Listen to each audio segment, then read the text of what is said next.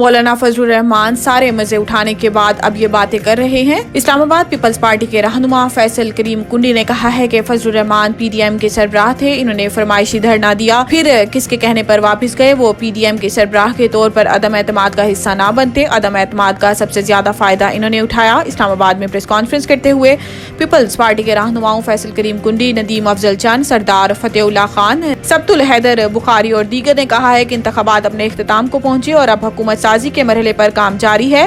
کل اسلام آباد میں بہت بڑی سیاسی تبدیلی دیکھنے کو ملی اور وہ یہ کہ پی ٹی آئی کا وفد مولانا فضل الرحمان سے ملاقات کے لیے پہنچا۔ حالانکہ ماضی میں پی ٹی آئی اور جے یو آئی کی قیادت نے کیا ایک دوسرے پر الزامات نہیں لگائے اور کیا القابات نہیں بخشے۔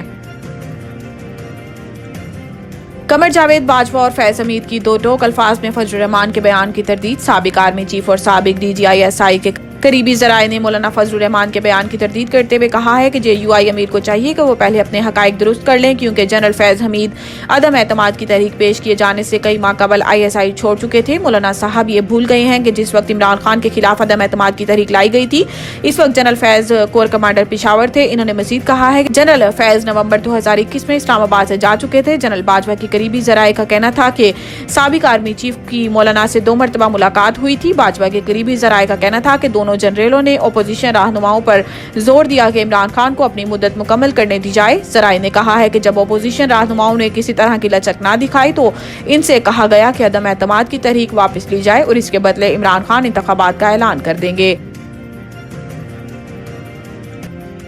پی ٹی آئی کا ایک بار پھر جماعت اسلامی کی قیادت سے رابطہ، ملاقات کی خواہش کا اظہار۔ پی ٹی آئی رہنما لطیف کھوسہ نے رہنما جماعت اسلامی لیاقت بلوچ کو ٹیلی فون کیا اور اشتراکی عمل پر سراج الحق کے موقف کی حمایت کی۔ لطیف کھوسہ کا کہنا تھا کہ اشتراکی عمل صرف خیبر پختونخوا نہیں، وفاقی سطح پر بھی ہونا چاہیے۔ آج بانی پی ٹی آئی سے ملاقات ہے، ملاقات کے بعد جماعت اسلامی کی قیادت سے دوبارہ رابطہ کروں گا۔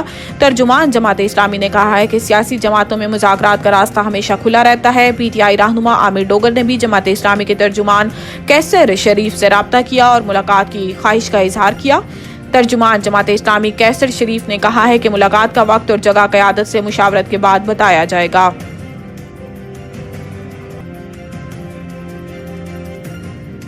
8 فروری کے انتخابات کل عدم قرار دینے کی درخواست سماعت کے لیے مقرر۔ شہری علی خان نے انتخابات میں دھاندلی کی بنیاد پر ملک میں دوبارہ انتخابات کرانے کی استدعا کی تھی۔ چیف جسٹس قاضی فائز عیسیٰ کی سربراہی میں 3 رکنی بینچ 19 فروری کو کیس کی سماعت کرے گا۔ سپریم کورٹ جسٹس محمد علی مظہر اور جسٹس مسرت ہلالی بھی 3 رکنی بینچ کا حصہ ہوں گے۔